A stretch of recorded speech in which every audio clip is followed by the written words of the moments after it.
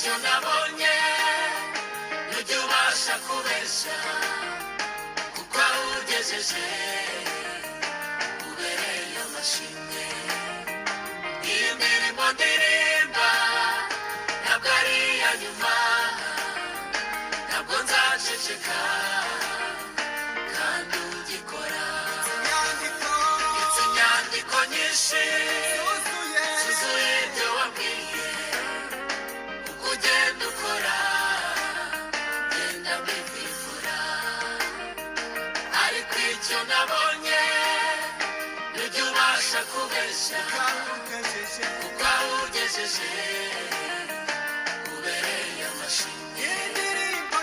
Iyi ndirimbo ndirimba ntabwo ari iya nyuma, ntabwo nzaceceka kandi ugikora.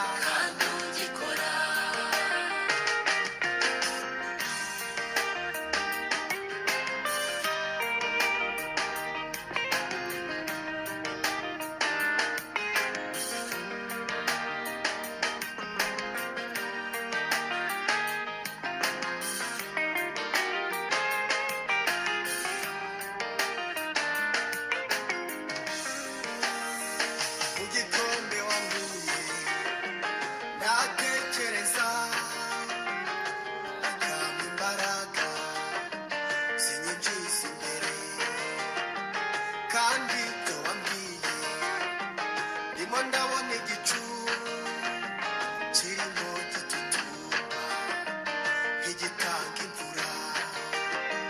Ndakomeza abagenzi bafite amakuru k'ibyo wavuze ritajya rihera, kandi naho ryatinda nawe izana kurinda.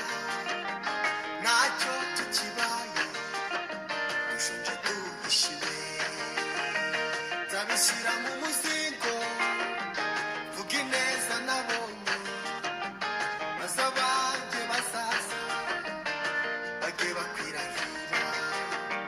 Nzavuga mu rwa rukundo rudasanzwe wanyeretse, ntangariza imisozi zina ryiza wampaye. Ndetse inyandiko nyinshi zuzuye ibyo wabwiye, Genda ukora uko ugenda ukora genda mbivivura.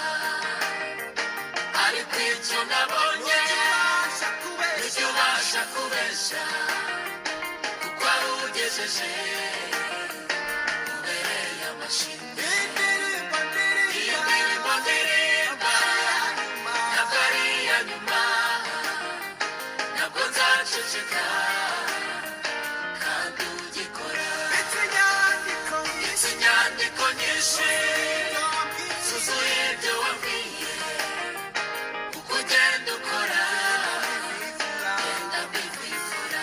ariko icyo Ariko icyo nabonye ubasha ntujya kubeshya ubasha kubeshya kawugejeje kuko aho ugejeje